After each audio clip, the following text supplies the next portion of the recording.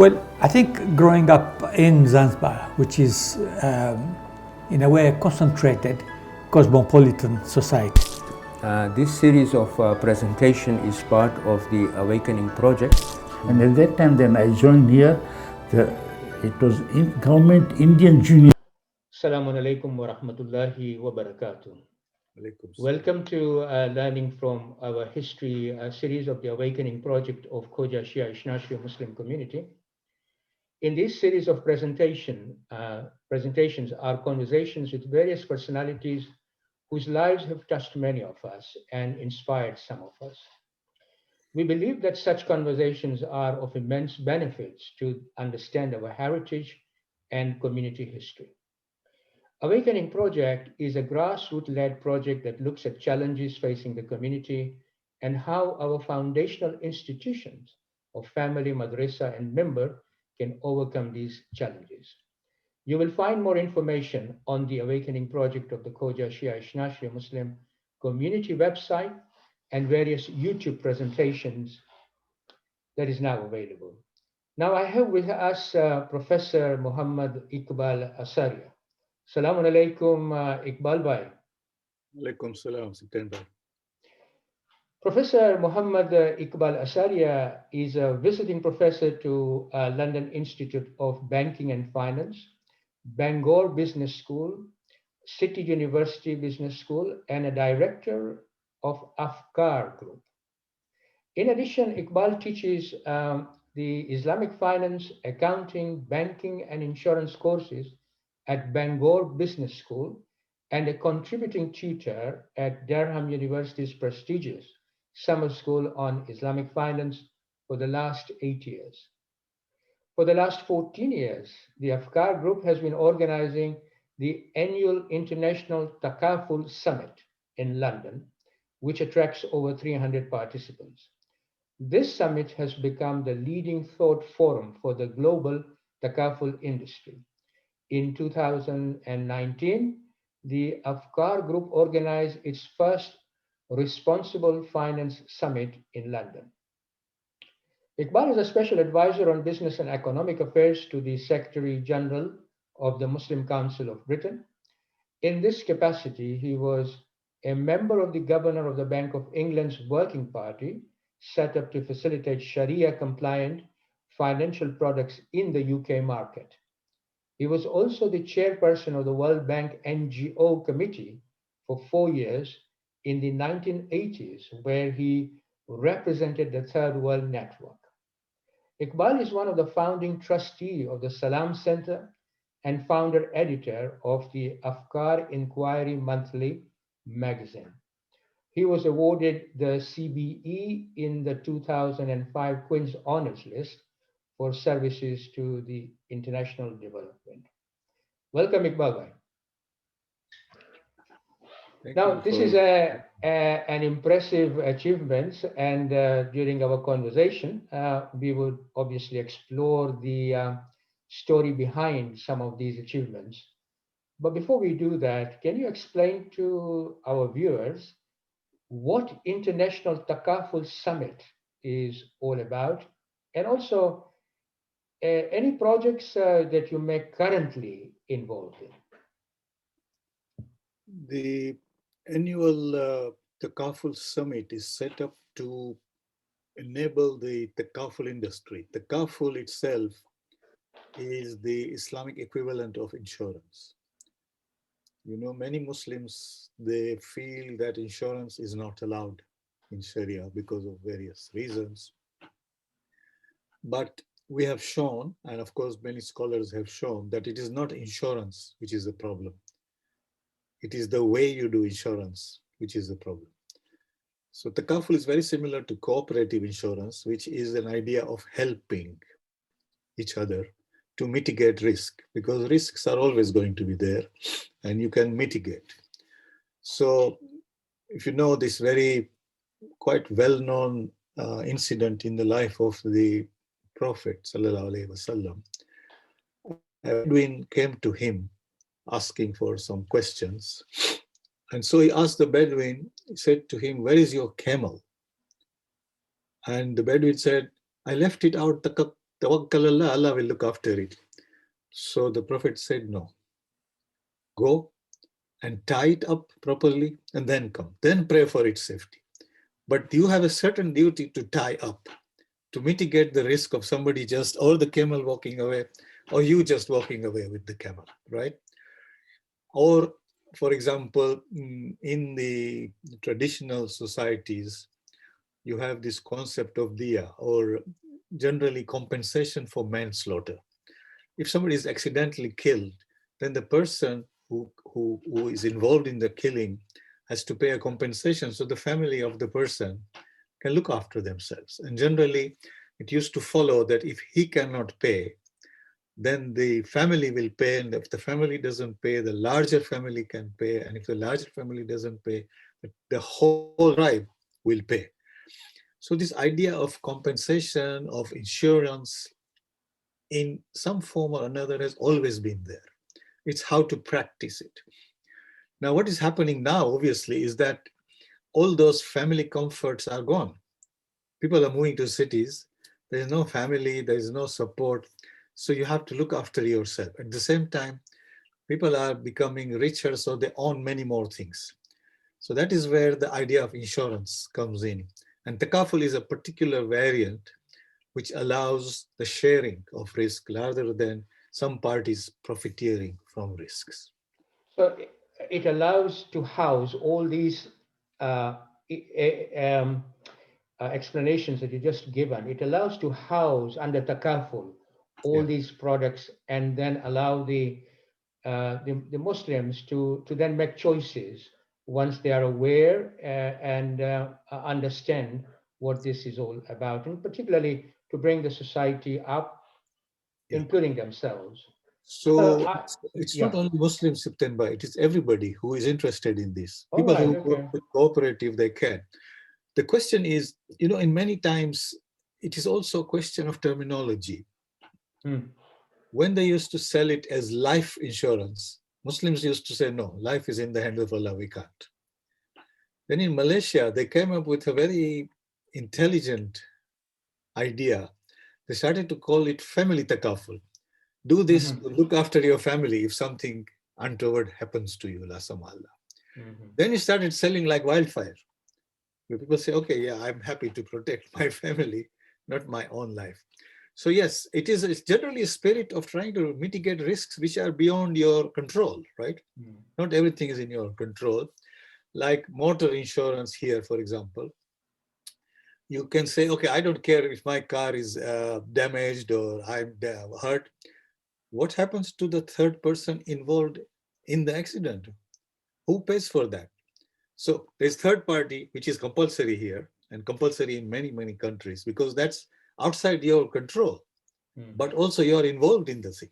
So this is quite a complex question. And we have 2 days, 3 days, 150, maybe 50 to 100 presentations, Mm-hmm.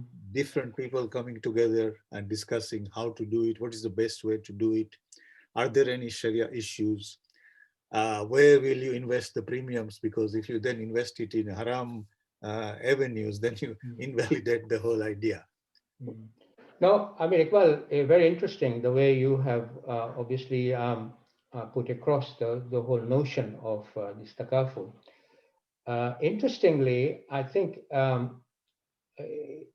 in many ways you have to remove certain hurdles before some of these products can be given to a mindset that majority of them, it's a Muslim mindset. So, for example, you have to make sure that it becomes Sharia compliant, and that the notion of Sharia approving this sort of thing is already there, so that then you can carry the mindset through. We'll be talking quite a few uh, areas of work that you were involved with later on. Now, Iqbal, you were born in Uganda, raised within the Koja Shia Ishnashri community.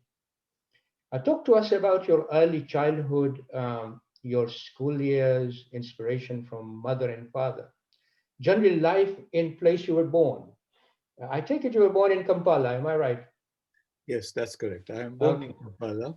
Kampala, Uh, Uganda. yes, which is now just over 70 years ago. So it's a long time. I'm sure your memory is good.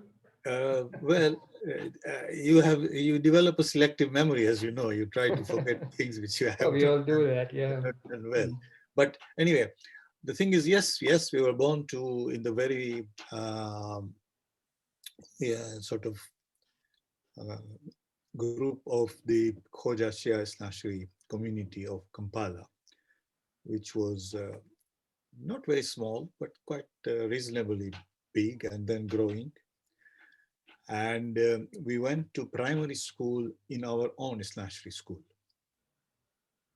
And then we went to secondary school. I went to the old Kampala school, which was a government school, not a Muslim school, just an ordinary government school. And then I did my A-levels at a United Nations sponsored technical college just outside Kampala. It was one of the elite colleges there. And then I came to the UK. I did some little bit of half of my A-levels in Norwich. And then I had admission into Manchester University, where I did my master's, bachelor's and master's in economics. So that was presumably, you came to UK in the 70s, yes? 67. 67, okay. Yes. So I was 17 years, 18 years. 17 years, yeah. We'll come to that university life in a minute. But what about inspiration from mother and father? How they shaped your life, particularly in your aspirations for further education, or what you wanted to become? So the first thing you know is that both my mother and father were, of course, very practicing Muslims. So our image of them, of my mother especially, is always on her musalla. Or we couldn't afford to miss a Fajr prayer or anything. I mean, we would hear no end of it if we did that. So Right. that was quite That's mother's prerogative, Iqbal. yes, of course it is. And we took it well. I mean, Yeah. I'm not saying no, but that's where the habit comes from. Yeah. If you haven't prayed, you feel that something is missing, even to this day. So that comes. The other thing, my father always say, we don't want to borrow anything. You need to live within your means, and you would rather give rather than borrow. So just learn how to live within your means. It reminds me of that character, Copperfield. Yeah. Yeah. So it was a very, I mean, traditional Indian Muslim setting, if you like, yeah. And obviously, this was then compounded by our own. We had a madrasa at the mosque after Maghrib, and we had teachers there. And then I became a madrasa teacher as well when I grew a little bit older. We had the Shnashi school and the other school. And we had all the normal functions of majalis and this and that and all kinds of things there. And it was quite a relaxed society. So we had good friends and so on all over the place from our community. But once we were in secondary school, we also had good friends from the Hindu community. So, especially the Lohana community, we had very close friends. So we grew up together there as well. So we had a little bit of understanding of other people, other religions, and so on. And of course, we were young. So, but my father, mother, and other people in the family, they managed to go for Hajj and Ziyarat and to other countries. So we had a little bit of knowledge of that. So in a sense, the community shaped your early life in quite a disciplined way as well, if I may put it like that. Yeah, structured way, disciplined way. You didn't need, actually, everything was there. You didn't need to go out. Right, yeah, that was your world. Yeah, we used to go out with friends, but there was no compulsion that you have to go out to do something. You can do everything within your own world. In fact, let me tell you one incident, small incident, the habit of prayer. We used to go sometimes out with my Hindu friends and so on. So they used to, sometimes some of them used to come and call me. So when they knocked the door and my mom opens it, they said, where is he? Has he prayed? So my mom says, no. Tell him to pray, because otherwise he will create trouble for us on the way. He will need to pray there and so on. So, we develop this kind of respect for each other's tradition and so on. Yeah. As a matter of interest now, I mean, how do you see your country of birth, that is Uganda? Have you visited it and still have some emotional attachments to it? I have visited it. I can't say we have much attachment to it now, because it's now close to 45 years, since we left. And the people have changed. The country has changed. Go on. So when I visited it first time, I was really sad, because it used to be called the Pearl of Africa. That's right. And it was really fallen into complete disrepair. Just to give you an example, I went to see if we could find some of our company records to company's house. The man sitting there, I was reading a newspaper. I said, no, he said, what do you want? Just like, I'm interested. I said, look, I want to see my records. He said, fine, they are in the basement. Tomorrow you come with a bulb. So we put a bulb and then you can see it. I said, fine. So we went, we saw some. I said, okay, can I come tomorrow? And we want to make some copies and so on. He said, you bring another bulb. I said, what do you mean? He said, this will be gone. So you see, the country had fallen into complete kind of chaos. That's sad, It was very sad. Yeah.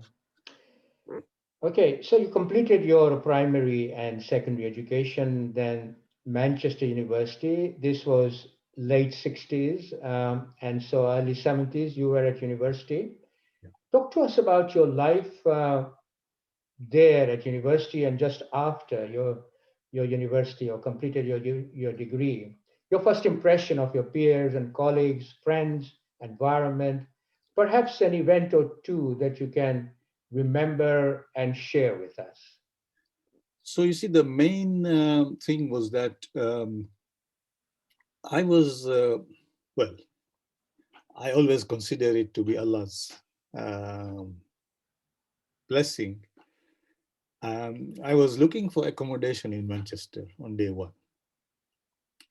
I was going from here, there, and you are a 17, 18-year-old from Kampala. You don't know what is what, where is where. And then I saw this halal meat shop. So I went into it and I asked the man, do you know any accommodation around here? And next to me, there was a customer standing. He was the, one of the founders of a Muslim hostel. So he said, no, you don't go anywhere. Come on, take your bag and we go to the hostel. So he put me in the Muslim hostel, Muslim students hostel. So from day one, I found myself in the company of Muslim students from Iraq, from Pakistan, from Bangladesh, from Malaysia, from all over. So the atmosphere was completely Islamic, right? Now, as we begin to obviously study and explore who is who, what is what, I also found a lot of Iranian students who used to come on scholarships that time. This was the time of before the revolution. And I also found Iraqi students. We found students from Gulf countries, from Bahrain, from Kuwait. And many of them were Shia, of course, Iranians and many of the Iraqis and so on. So we began to interact with a completely new range of people, which was outside our experience in Africa. And they brought a different dimension to our religion to us. It has a great influence on how we started to think, how we started to understand what is happening. We started to write to some of the Maharaja on questions, on issues, on discussions. To Sheikh Sadr, for example, I wrote that I want to study Islamic economics. And he said no. This is Bakr Sadr? Yes, Bakr Sadr Shahid. Okay. So he said no. So I said to my friend, what is he writing in Arabic? Why no? What is the problem? He says, you study economics, you become the best economist, then you study Islamic economics. I don't want this type of attitude that I only done Islamic economics. I want you to understand everything. So we had that level of interaction. And though Sayyid Bakr was the best with students, he was really, really very open, very responsive. And we used to get responses from Ayatollah Khoi, from Ayatollah Milani in Mashhad, Ayatollah Hakim, and so on. So it is these students who sort of helped us to establish that communication. And some of them, then sometimes they came. For example, Said Bakr al-Hakim came and he gave a lecture in Manchester University Islamic Society. I brought him and he gave. Said Muhammad Fadlallah used to come a few times. He used to reside in Lebanon? Yeah, Lebanon. Okay. Yeah. He used to, but he was brilliant speaker. Okay. And just to give you a flavor, once we had a conference and Sayyid Muhammad Fadlallah was there. So obviously when the time for prayer came, we said to him, Sayyidina, please, anyway, this is our tradition. He said, no, you lead. I said, I can't, you are here. He said, no, I want to see, can you lead it or not? And if you can't, I will teach you how to lead it, yeah? If I'm gone tomorrow, I'm here only for 3 days. Who is going to manage these affairs? So you see that kind of, we developed very nice relationships with quite senior figures, if you like, and learned a lot from them. But it also allows us to understand how enlightened they were, and they understood from small examples that you've given, they understood the challenges of our time, and they wanted to broaden the mindset of the Muslim community, I think. And confidence of the community. Confidence, yeah. So this was very important. And so this is all learning which we accumulated at university, not which we wouldn't have got in Africa. Name some of the friends and the students you were with who then went on to become perhaps a contributing figure in their own societies or become academician. Maybe name some of these friends. We had, for example, we had our brother from Bahrain called Hassan Salman. Hassan became the director of ADNOC, Abu Dhabi Oil Company, later on. Okay. We have Hassan Raja, who did a PhD in petroleum engineering, went to Iraq, became head of there, but then he was executed by Saddam, unfortunately. We had Khalil Tabatabai, who became quite a senior figure in the, not that Khalil Tabatabai, there's another one. Who became the one who used to give lectures? Is that the one? That is the son-in-law of Sayyid Mahdi. No, this That's one is, right. Yeah. This one is different from Iran. He became a senior figure in the Islamic Revolutionary Guards in Iran. We had Ahmad Hatami, who became a manager and director of one of the big banks in Iran, and so on. We had Kamal Karazi, who is now still director of information headquarters, and before he was the director of the news agency and so on. So we had quite a number of people who rose to reasonable levels, in their own countries, positions, and so on. As things change, obviously, as you would expect. That's right. Yeah. If we had a country, we would go back and we would also be there, but we unfortunately didn't have it. So now that's interesting, Iqbal, and you still maintain contacts with them, some of them? Those who have not passed away or have not been that's what I mean. Yes, I mean, if you can make contact with those who have passed away, please let us know. But we do, and we have developed many more new friends since we went to visit them and so on. Good. So obviously, it's a very rich group of friends we have. For example, you may know Said Shahabi here. Yeah. Said from Bahrain, he came. I remember we were sitting in the MYA offices, Muslim Youth Association, and he came. He said they were staying in Plymouth somewhere, and he said, "We have come to ask you where we can buy halal meat." That was his first question. I said, "Is that the only thing you need?" He said, "Yeah, that's the only thing we need." So we pointed him to Drummond Street, where there was the only halal meat place at that time, early days, and so on. Then we developed, of course, he's a lifelong friend now. Said, that's right. And he is quite involved with the Bahraini issues, isn't he? He is, and he's doing a wonderful job. Wonderful job. Iqbal, share some of these, because in the 70s, 80s, Muslim community were, I think, organizing themselves. Obviously, the Muslim communities were not sort of unified as in many ways it is today. You had Muslim Youth Association, you had your own group, I take it, and you were taking out magazine at one time in the 80s, I believe. Uh, share some, share some historical sort of analysis from your side about the situation the Muslims were and what you were trying to do at the time. So if you imagine the late 60s, early 70s, yeah, there wasn't that big a community in the UK, especially not our community. We had very few people before the Ugandan thing.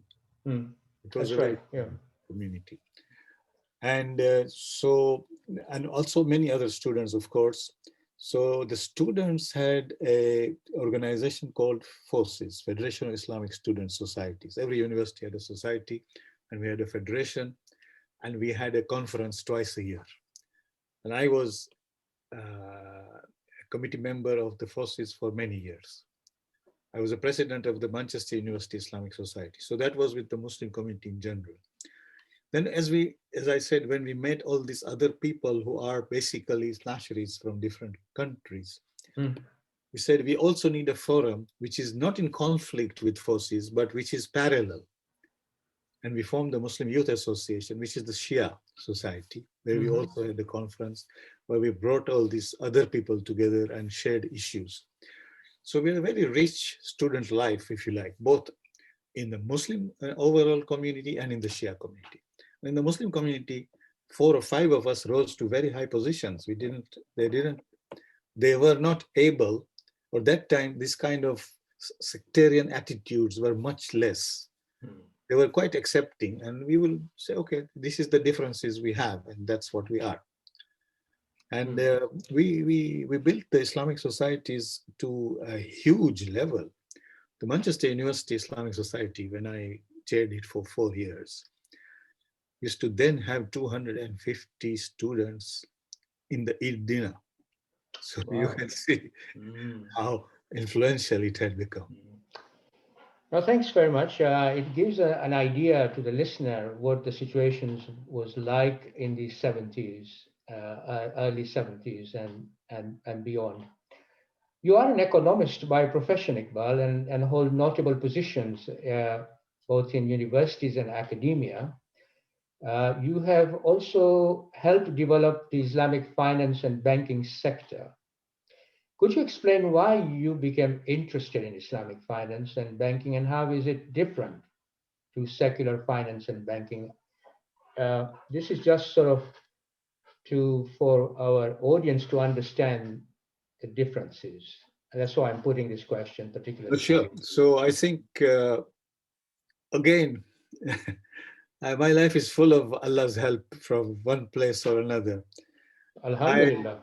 Alhamdulillah, blessed with that. I was in the FOSIS, we had a very close friend.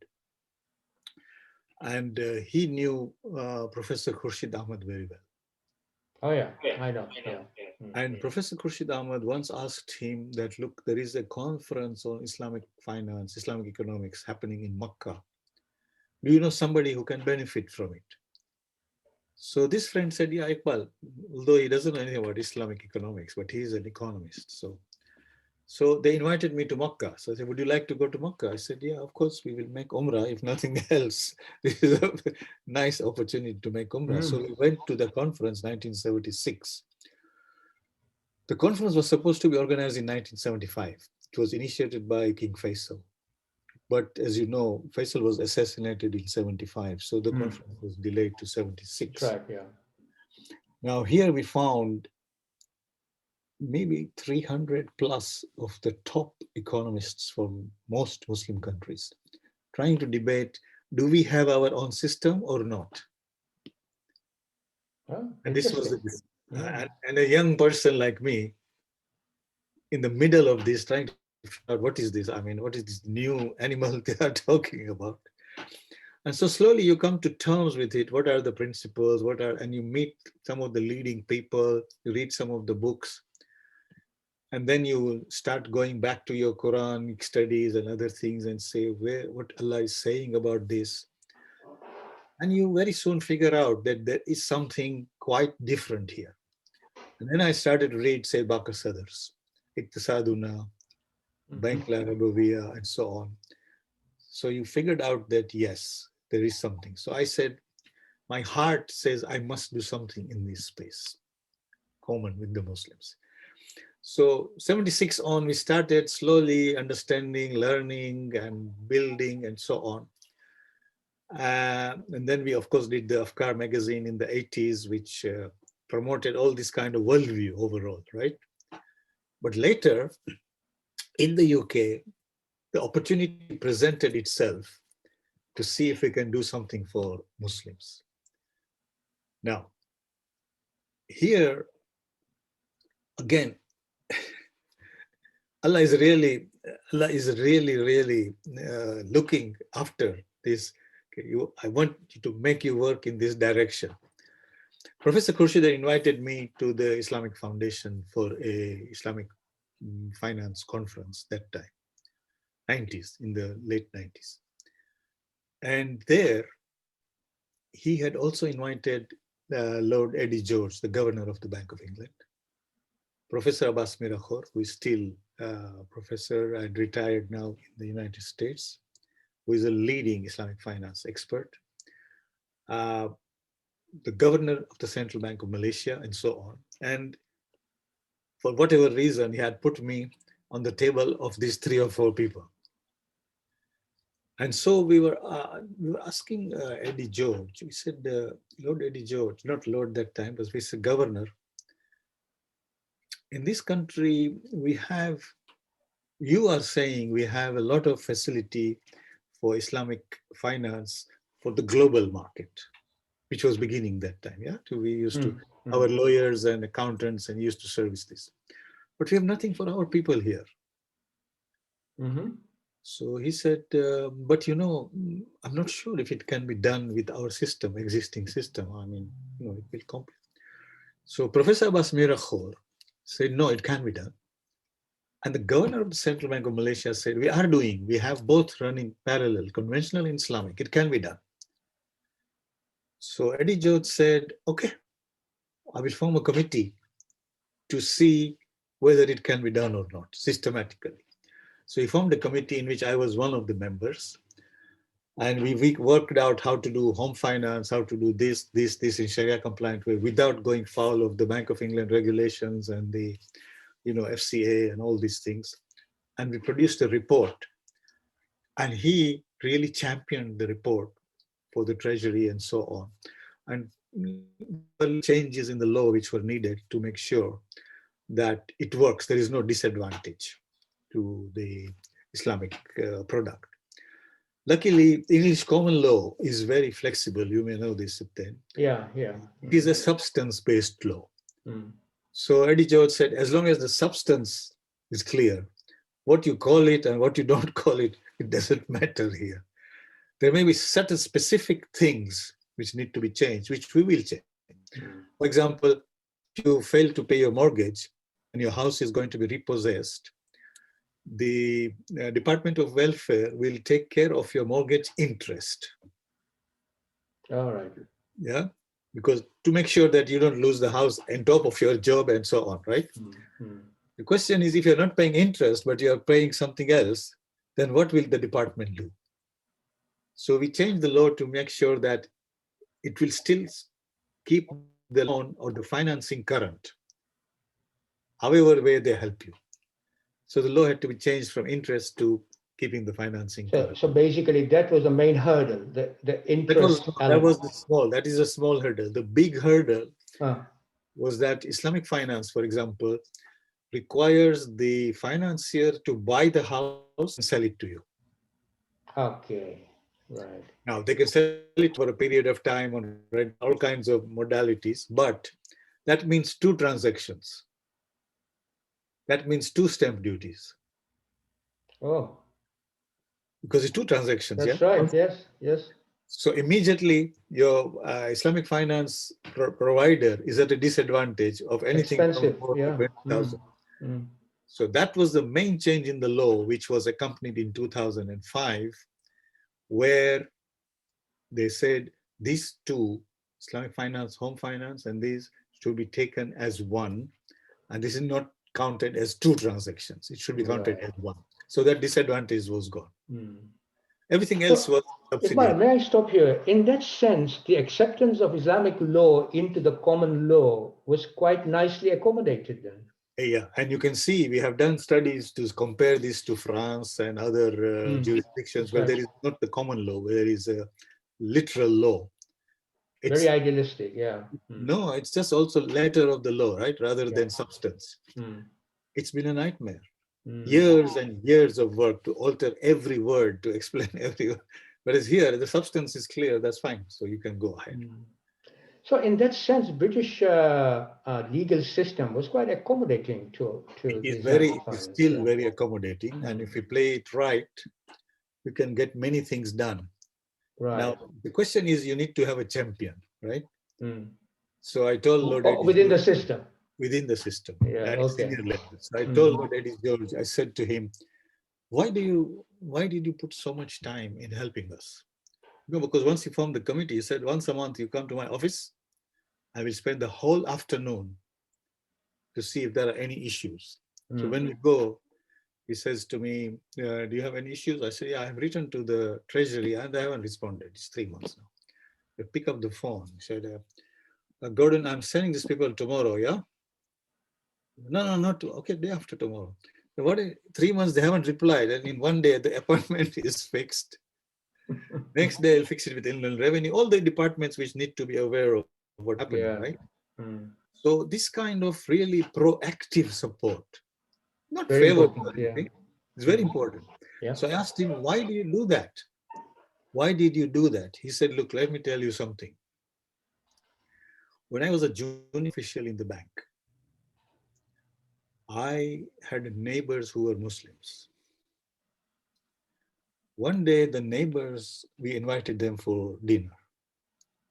They came, they looked happy and sad.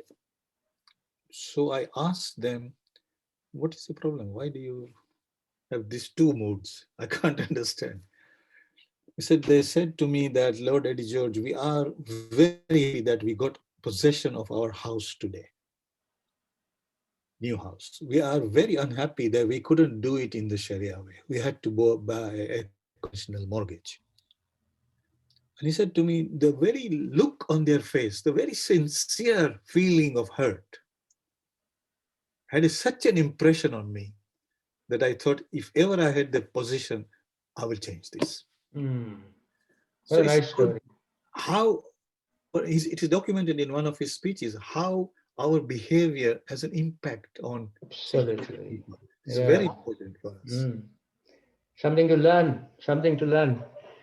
Okay, Iqbal, can we move on? Do you think that I think you have sufficiently explained the differences in the way you described how you went into this Islamic finance and banking sector in the UK. Given your extensive involvement in Muslim community affairs for many years now, what do you believe are the current challenges facing Muslims? Just off topic of Islamic banking now. No, yeah, banking is fine. That's obviously, I believe that in terms of banking, just to wind it off, I believe that, sometimes you find yourself in a situation where you can't practice your religion fully, which always happens. So you rely on darura or necessity to take a conventional mortgage or whatever. But there is a condition attached to that you try your best to change it. So for example, as we know, this is our madrasa teacher tell us every day, that if you're starving or if you are thirsty, there's nothing else, you can drink alcohol to save your life, right? Nobody disputes. But that doesn't mean you continue to drink alcohol all your life. You need to get out of that as soon as possible and start going back to your normal. So here also, I believe that we need to work tirelessly until we establish something which we can subscribe to fully. In the meantime, there are exemptions which are fine. Sorry, you were saying about... Yeah, so what I was saying is, you had beyond the Islamic banking and Okay, Islamic other finance. challenges. Yeah, other Beyond challenges. that, you're extensively involved, as I understand it, within the Muslim community affairs for many years now. I mean, ever since your student days, really. What do you believe now are the current challenges facing Muslims in the UK? Yeah, yeah. So there are a number of things which have changed. Yeah, in the 80s, as I said, many of the students, in fact, most of the students, Muslim students, were from overseas. The number of home students were probably 10%, 20% maximum, because the community was small, whether Shia, Muslim, whatever. So also the community, their mentality was that at some stage we make some money and we build a home in our own country and we go back. So the idea was go back. Predominantly, the idea was to go back. And therefore, the things they built were temporary. You buy an old church or an old hut and you convert into mosque. It's like a, make do. As the times changed and they started to be a settled community, now they started thinking what kind of a mosque or center or whatever we need. So if you look at in this country, there are 1,600 mosques and community centers. Okay, out of that, close to 350 now are purpose-built, reflecting the new ethos. The others are old. They're still, everybody is now trying to change and repair and redo and whatever, right? So this new sort of shows the kind of thinking which people have. So they would typically have a school, maybe madrasa, meeting halls, this, that, apart from the mosque building. And soon they will have, I'm sure they will have care homes and other things added to it, because that's what life is. So that's the It has change. to move on, yes. Yeah.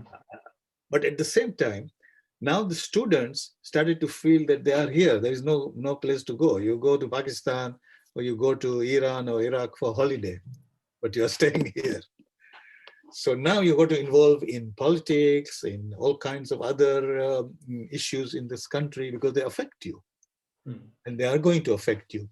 So small things like whether our sisters could wear hijab in the school, to halal food, to this or that, all those things were slowly accommodated. Now it's not strange. But I remember when I went for my first interview after graduation to one of the leading firms of accountants, he said, okay, I'm very happy with what you have done and what you have got and your grades and whatever it is. The question is, and I used to keep a half beard at that time. He said, what about this beard? I said, the beard is going to stay. He said, I'm afraid that I can't offer you a job. I said, fine. I mean, I said to myself, that is Allah's will, that is Allah's will. I can't shave my beard to get a job, although it is with a leading firm of accountants, one of the top 4. So, but from today nobody will ask you that question if you go for it. It's changed, yeah. At that time, if you wanted to pray, it was quite a challenge, yeah, outside your own home. Now, many of the big companies have dedicated prayer rooms in their premises for Muslims to go and pray. Allah would, we went to the treasury for meetings with Gordon Brown and them, and just saying, halal Thai green curry on the menu. So obviously it's changing. The acceptance, the things, it's not perfect, but it's changing. But then there are new issues coming. And I think something has changed quite significantly. When we came here, our main kind of image of somebody who is in opposition to us were Christian churches, right? Today, I would say that the churches are very much on our side. Our opposition is from the secularists, hardline. We don't want religion at all, anywhere. So we have to find an alliance with the churches, which is not proving very difficult in our area. We are quite comfortable with working with many churches and so on. and see, let's face this jointly, how we can do. So yes, the situation on the ground is changing. The level of education in our children is changing. Many more are educated, many more are in quite decent positions wherever they are. Many more are in a situation to influence. You can see during this recent pandemic in the NHS, on the TV, how many of the leading lights are Muslims. And it's amazing. This consultant, that consultant, this, that, all kinds of people who have made their mark on the thing, right? So now, whether the community reflects that, any particular community, that's where the challenge is. We could decide to keep ourselves to where we are in our narrow confines. That will mean that our children will spend 20% of the time there and 80% where they feel more rewarded or comfortable. Or we could redesign our institutions, which they will spend time and they will bring their friends to our institutions rather than the other way around. That's a big challenge. I see we have not got centers that are welcoming, right? Let me just give you my, I just want to sort of broaden the discussion a bit. I believe that there is a tension between how we identify ourselves and how others identify us. Let me give you an analysis, and I think it'd be nice to reflect your thoughts on this. From 1990s, Muslims began to identify themselves as British Muslim. I mean, this is available, evidentiary. In other words, rise of Muslim identity came from the Muslims themselves. But then since 2001, people's understanding of Muslims changed. You know, some of them thought they were too religious, conservative, aggressive. Media played a part in that. And in some way, British Muslims began then to lose control of their identity. And you can observe the tension, then a dual type of tension. What British Muslim wants to say about itself and what other wants to say about British Muslims. So whilst this tension does exist in the UK on the whole, there is an acceptance, as you very nicely told us, acceptance of British Muslims as a group identity. They understand that we need to pray, we need halal food, but at a no religious identity still remains active underneath. So what we are observing now are two trends. By and large, there is acceptance of the term British Muslims. We do see government establishment and workplaces adapting to the needs of religious minorities, including Muslims. But the struggle now is about religious equality in the same way we used to think about racial equality and racial discrimination. Would you agree with this analysis, Iqbal?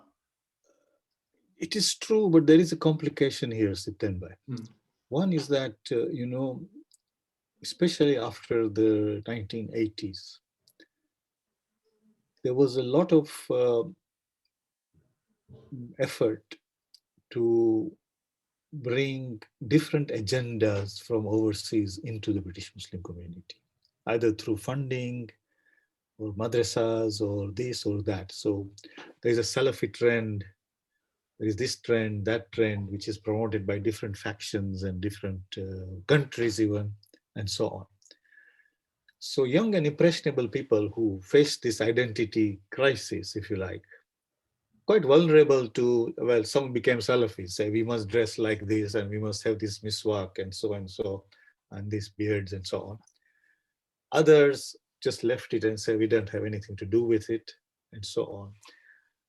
Other women became even more conservative than they were before and so on.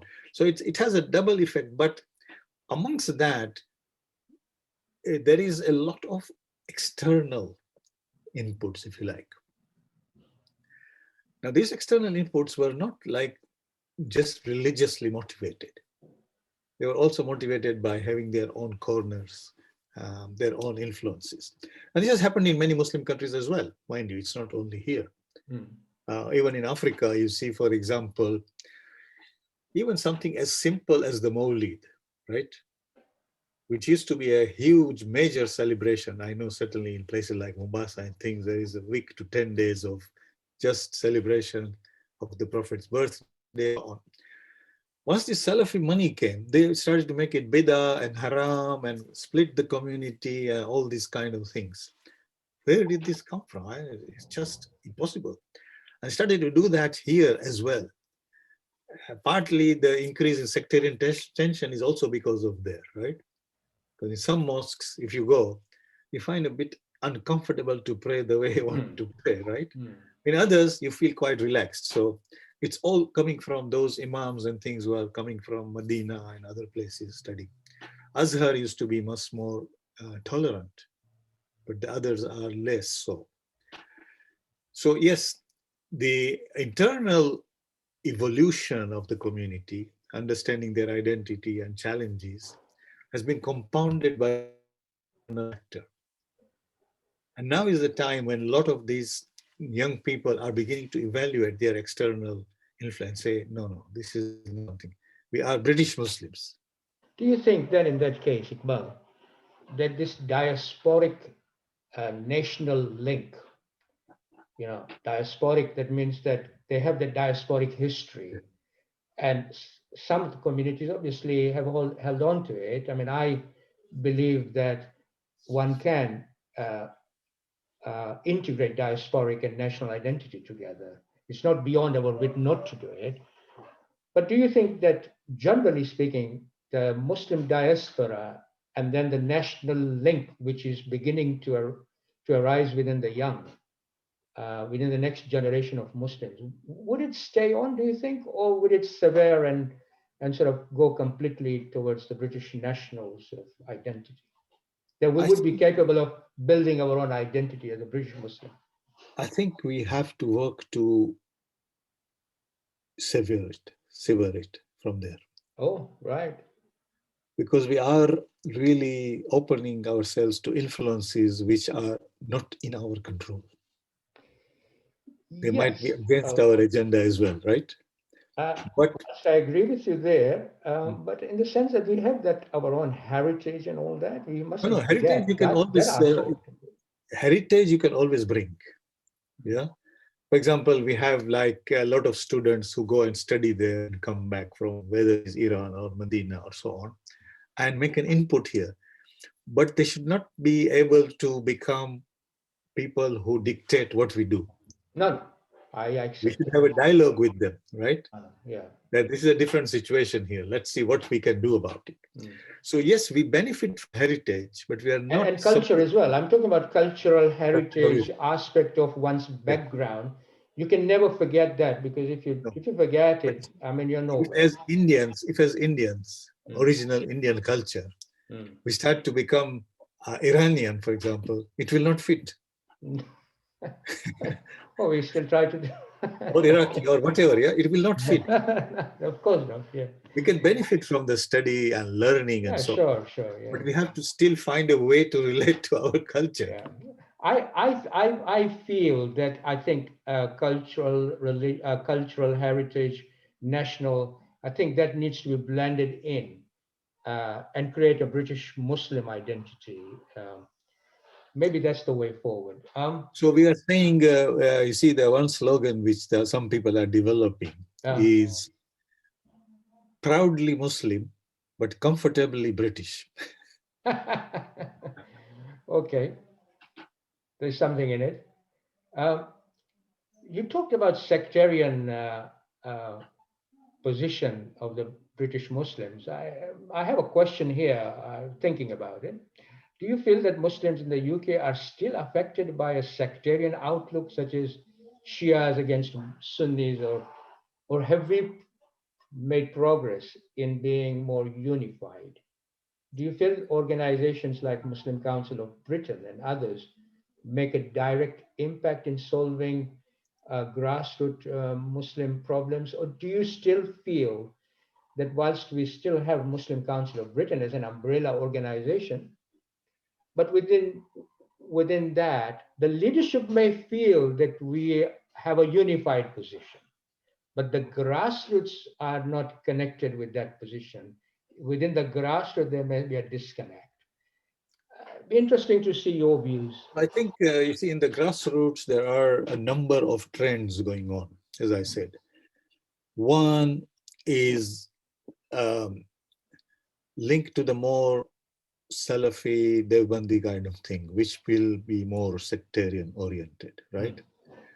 The other one will be more Barelvi, Sufi kind of thing, which will be less sectarian oriented. Now, the balance between these two in the community is still quite fluid, changing. And as I said before, money used to talk in all these situations. External money used to talk. Yeah, now this money has become a little bit less plentiful. The minds are beginning to talk. But it is a long process. Yes. Yes, of course. It is a long process. Yeah. So, but you think the underlying factors, Iqbal, underlying factors are conducive to a unification position in the British Muslim community? Would you say that? They are conducive, but this opportunity needs to be seized by all sides. Right. It is not going to happen by itself. We It have has to be actively proactive. Yeah.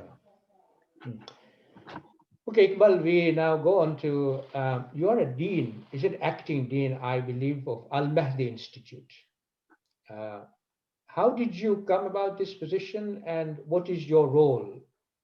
So they approached me, and I've always been feeling that we need an institution which, as we said before, combines the heritage which we have with contemporary issues which we are facing here. A center of excellence, if you like, in this space. Now, as you know, this is not an easy thing to do in that level, but Alhamdulillah, I must take my hats off to Karif. He has pursued this for 16 years, from small beginnings to where the institute is today. And I was motivated by seeing if we can now chart the future direction of the institute. What sort of subjects, what sort of people, how many of these people will just go into full-time tabligh, how many will go into academia, how many will go where. So we have to find the curriculum to suit that, right? And we have to then obviously figure out how we're going to fund this. As you know, I mean, education now, especially postdoctoral or doctoral education, is quite an expensive thing. So my position at the moment is try to figure out this whole scheme of things and link with other institutions and other bit pieces and see how this thing adds up and where we are going to make our contribution. Part of the thing which attracts me to Al-Mahdi is that they have a very, very rich interaction with the other Muslim communities. In terms Sorry, Iqbal, can you expand on that? What did you say? Yeah. So things like Center for Intra-Muslim Relationships, right, okay. And Shia Sunni dialogues, and all kinds of things where they have some like-minded people from the other parts of the Muslim community coming together and saying, let's discuss this issue. Let's see, we can unite, then we can present a united front to the other non-Muslim communities, right? But if we can't unite, then we are dividing our energies for nothing. So they have that, yeah, go on, sorry. So they have that very good, rich seam and rich history now already. So notwithstanding the challenges that you have just described even previously, how do you see the future of institutions like Al-Mahdi Institute? And what place do you feel it has in the Shia and the wider community? I mean, Al-Mahdi has got now, as I understand it, from 1993 onwards, a quite rich experience as an institution and as matured as an institution. So how do you see now, as an acting dean, the future of this particular institution and its place in the Shia and wider Muslim community? The question is now, how do we, as a Shia inspired institution, let's put it this way, right, make our contribution to the community here, Muslim and non-Muslim? What do we have to offer? How do we frame it in a lingo which is contemporary, which is understandable to different levels of people, obviously, from high academia to common people? And do we have something to also tell the non-Muslim? I said, the experience with Lord Eddie George shows you that if you just continue to perfect your behavior, sooner or later you will find people in different parts of the country who respond, who will be they'll join the caravan that you started. Join the caravan. For example, even in those days, we had three students actually from Iraq and one from Bahrain. When they came to the A levels, they went to Plymouth, and those days they stayed with a landlady. And after 2 years, the landlady became Muslim. And I asked her, I said, Mrs. Shadiq, why did you, what's? She said, the behavior of these students was so exemplary. I thought that if this is Islam, I'm okay with it. And those students, when they graduated, they took her for Hajj and Ziyarat and all kinds of things and so on. But I don't dismiss the possibility that in this community, there are good people who can be influenced. If not, I'm not saying they will become Muslims, but they will understand where we are coming from, and they will not stand in our way. But we have to also be quite careful how we put our case. So the role of Al-Mahdi Institute then is to try to make this case that yes, we are, as I said, proudly Muslim, comfortably British. Okay. Muslim. So do you feel, I have another question here arising out of our discussion, that the Al-Mahdi Institute can impact scholarship in the East in the seminaries of Qom and Najaf with its own unique solutions to Muslim jurisprudential and other problems that you now have described in a proudly Muslim, comfortably British. Is this where Al-Mahdi Institute, has got that uniqueness? Would you say that? It is unique, but it is also, the idea is that it is a two-way process. We want to also make an input into the seminaries there, but we also want them to make input in our thinking. It's not that we are not like... Iqbal, what's the process? That's a very interesting thing. We want to bring... What's the process that is in place at the moment? We want to bring a number of students and get them to do PhDs here from the seminaries. Right. So when they go back, or if they stay here, doesn't matter. They have exposure to both sides. Let me give you an example. We were discussing this question with Sayyid Fadlallah, right? Marhum. And he was telling us that I am trying to figure out the question of organ transplant. As you know, one of the main questions, apart from the logistics of transplants, is this called stem cell brain death. This is a point where if you are able to take organs at that point, they will be the most useful for transplant. Okay.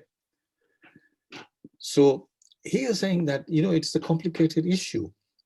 So I said, now how are we going to resolve it? What is the way to resolve it? He said, look, what I have done. I have appointed 5 special transplant surgeons from our community in Kuwait, in Iran, in Lebanon, and so on, to explain to me and advise me what is the best way to do and what they think. Then I can dig into the heritage and see, is it something which we can promote? And he really was pioneering in that. And at the moment, one of his students is the head of transplant organization of Kuwait overall. Now, he said, Mustafa Musav, he told me that he went to Shiraz and he said, Iqbal, you don't believe. Shiraz has the most enlightened transplant institute in the world. Shiraz in Iran. Iran. I said, Mustafa, Iran now. I said, I'm telling you, you just listen to all kinds of propaganda because you haven't seen in detail what's happening. And they have been able to accommodate things which I was also quite afraid to even discuss. I said, fine, that is where we are. So we have to learn. It's people like Saif Allah who opened our minds, and Sayyid Baqir Sadr, of course, to see that, look, think. We started where? Let me tell you some very funny story. We sent a delegation, mostly Iranian students, to Ayatollah Milani, Sayyid Hadi Milani, the Ayatollah in Mashhad. So those people, his office, they thought that these people are coming from England. So when they started sitting, they put fork and knife and all kinds of things. And these students who were newly religious from here, they said, we not come here to eat with fork and knife. We come here to eat with our hands, man. This is the different thing now. So there was a disconnect there, you see. Those people thinking that these young people will not be able to manage in their hands. These people are thinking that these old people are still too westernized. We don't want them, and so on. But Alhamdulillah, it's changing. We have a lot of to and fro. But you see, it needs to be structured and influenced in a structured way. Right, okay. And you feel that Al-Mahdi Institute is placed in the right position at the moment to do that? One of the institutions which has a 15, 16-year history now, this is these things grow slowly and organically. It has 15 to 20 very good scholars. I think we have to also say that Islamic College is also another institution. College, yes. But obviously, because it's linked to a state, it has that limitation, right? That's right. It has done wonderful work, but there is a small limitation there. It's subject to who is in charge and who may come in charge tomorrow. That's right. That's a variation there. And here it's an independently sort of growth from the community. And I think that we should be proud of the fact that our institution was able to organically grow. Exactly. In this sense, and we should look at it very positively. Could you explain the origins and vision of Islamic Salam Center? Sorry, I want to come to Salam Center, and very briefly, if you can talk about that, the origins and vision of Salam Center, very briefly, Iqbal, because I know you're involved with that. I'm well, everybody knows I'm involved, so there's nothing there. You know that me, Dr. Nizar, and Dr. Akbar, who is at the moment chairman of COEG, we studied together in Manchester. I know, because I studied at Manchester as well.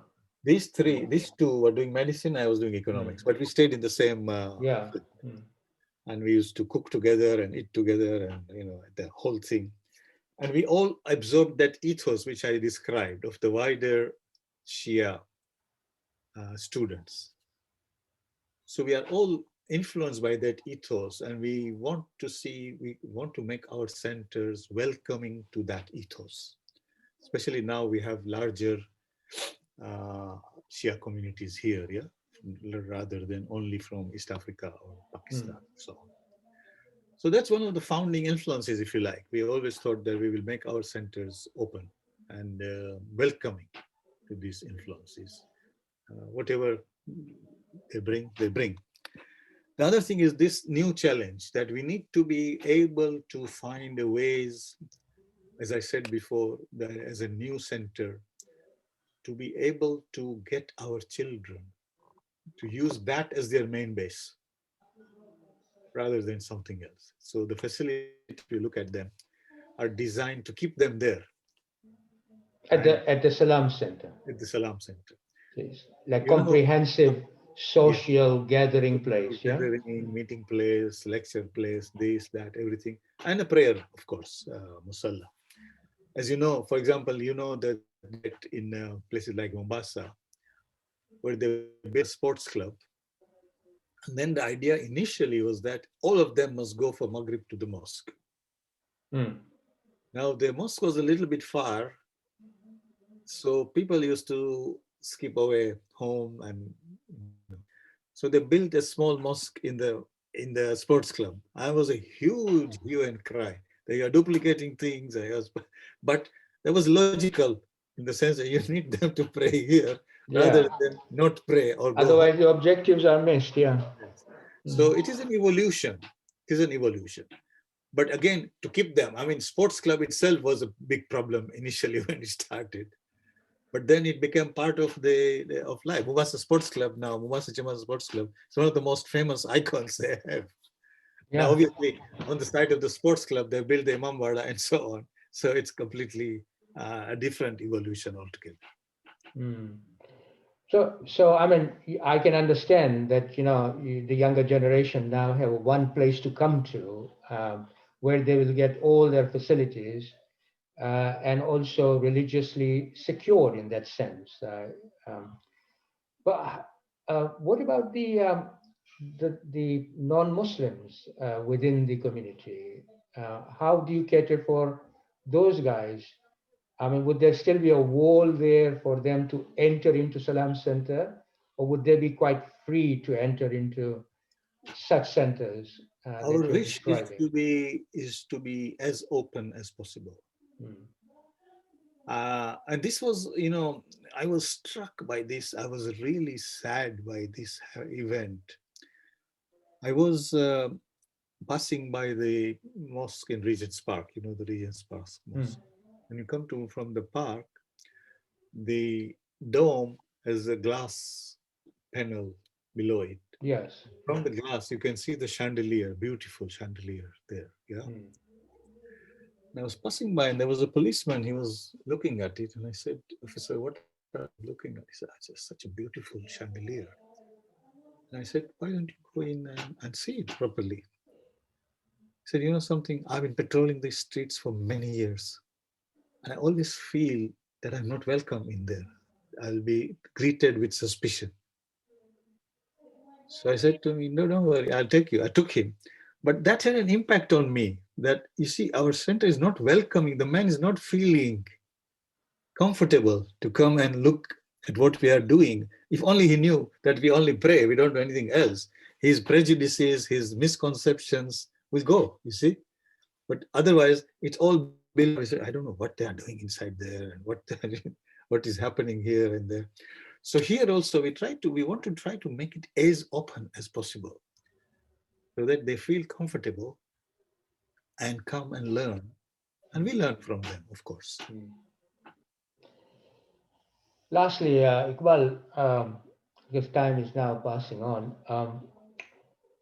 have you got any words of wisdom for the leadership of the Muslim community as well as the Muslim community itself I think on the future development as a settled community in the UK?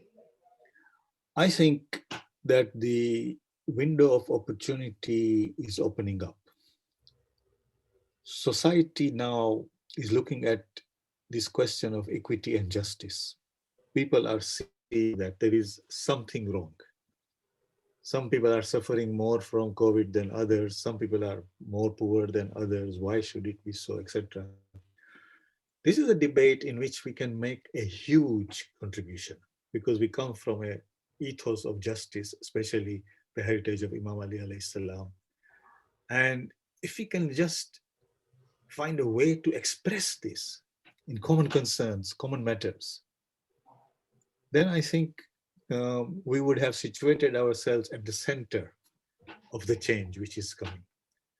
This is not a mosque-based activity. Of course, the mosque gives us strength. But this is an activity where we need to go into the society to say, okay, I'm fine. I have to do this. I have to champion this.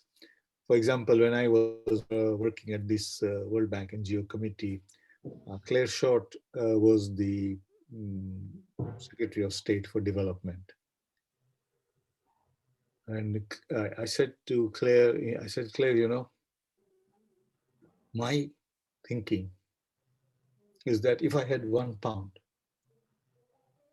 I would spend it on the education of women. So that has the most bad. She said, you're absolutely right. Go and do whatever you want to do. I will support you. But I said, I will clothe it in Islamic language. She said, it's fine. I'm a lapsed Catholic, but I'm okay with that. I can live with that. So you see, and we went to do quite a number of things at the NGO committee. We really pushed the bank to change its methodology altogether. The bank used to always start its project that our objective is poverty reduction, and then go and do what they want to do. We said, no. At the bottom of the project proposal, you should say, what are the objectives you are going to achieve? Are you going to increase primary school education? Are you going to improve health? Are you quantify it? And those then evolved into the Millennium Development Goals and Sustainable Development Goals and so on later on. But the seeds were there.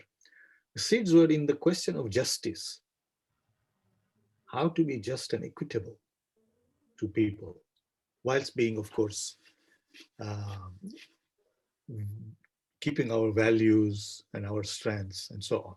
Well, I think, well, that's exactly where the challenge is as well, in the sense that to be a confident Muslim in a British society is something that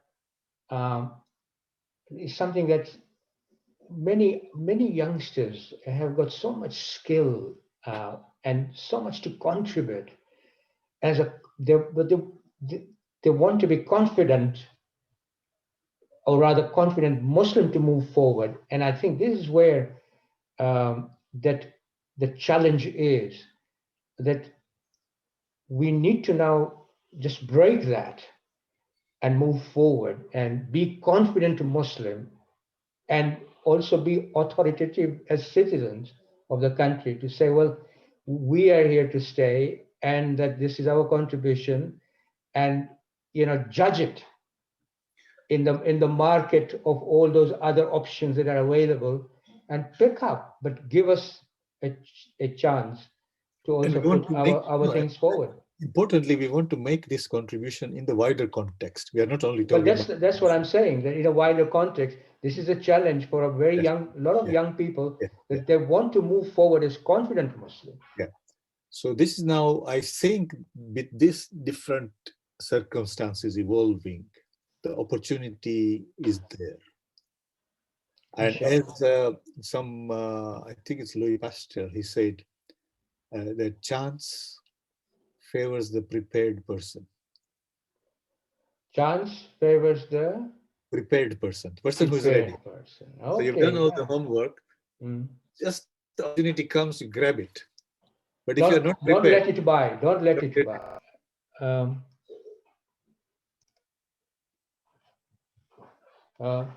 Well, I wanted to, and I think our listeners will be interested in knowing about this. How did you manage to? How did you? I understand you got CBE. Is it CBE? CBE, yeah. CBE. Can you relate to us the story behind this award and what does it mean and all that? So, it would be interesting for our listener. So I think this is related to our work at the World Bank NGO Committee in terms of championing true poverty reduction in the world.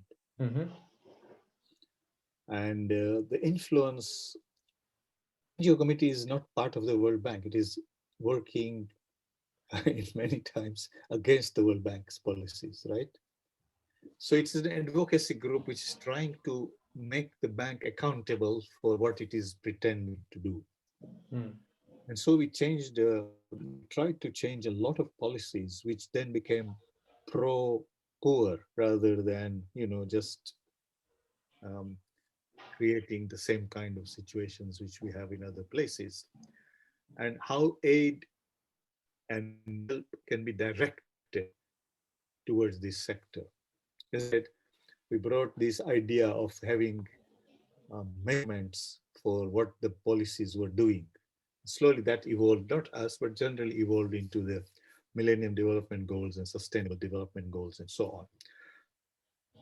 So we can see how much primary education has moved, how much health education has moved, how much health has moved.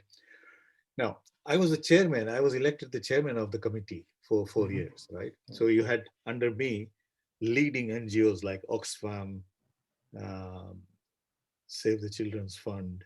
Really? Yeah, Okay. yeah. 27 leading NGOs from the world. And obviously, now we have to lead. And I wrote a paper for the World Bank, which was really critical. So the man, he was a really lovely, lovely man, the external affairs director. He came to me and he said, Iqbal, with this paper, the bank will cut your funding, the committee's funding. They used to give us a small funding to travel and to meet and so on. So I said, Alex, the point is, if they cut it, let them cut it.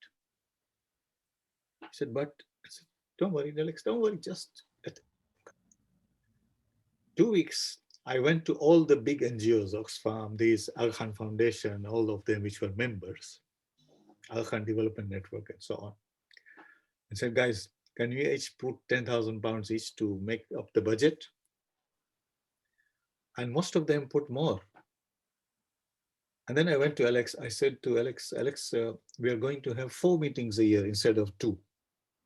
He said, what? I said, that's what our members feel we have value and we need to do it. We don't need your funding. So they doubled our funding, and with this one, we increased the whole. Why did they double it then? Because they wanted some influence in what we are doing. Yes. Right, okay. Obviously. But now that we have, they understood that now that we have learned that we can support ourselves, there's not much they can do apart from really interacting properly with us. So it's these policies which attracted a number of people, especially in the DFID here and the Foreign Office, that this is some solid work being done. And they recommended this to the committee. I don't know how they do this. There's some committees formed and you get a letter that we have decided to give you. So when you received the letter designating you as a receiver of this title, how did you feel? It's a mixed feeling, yeah, because the title is Commander of the British Empire, yeah. So as an ex-empire victim, we have to feel quite strange.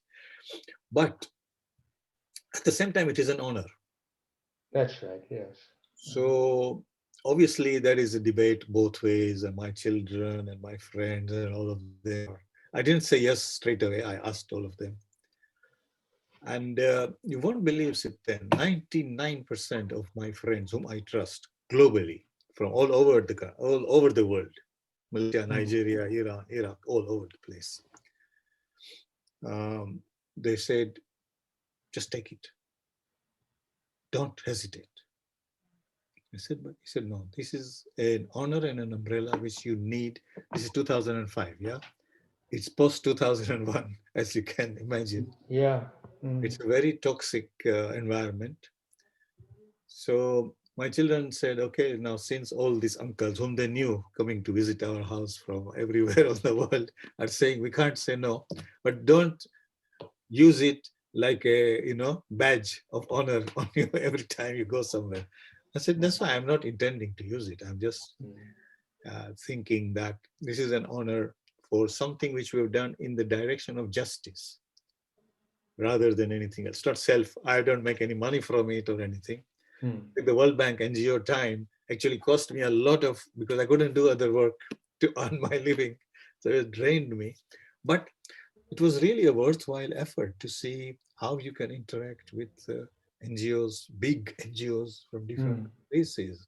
People like Oxfam and Save the Children's Fund, CAFOD, the Catholic ones, and so on and so forth, all the 27 ones.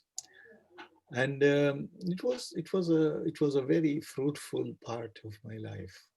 So basically, would you say that this award did assist in advancing the cause of justice, as you put it, where, for example, you needed to? No, the award came afterwards, of course. It was a recognition of the cause we advanced. It didn't. It didn't help me after that, right? Because That's right. But even after you received it, did it assist you? after you received it, you get a little bit of if you like, soft ear in different places, which, as I said, you need sometimes. You need. That's right. Yeah, it's like that Bank of England governor. What's his name? Just Eddie like George. that. Lord Eddie George. Yeah. You need that entry point. It is an entry Yeah. point.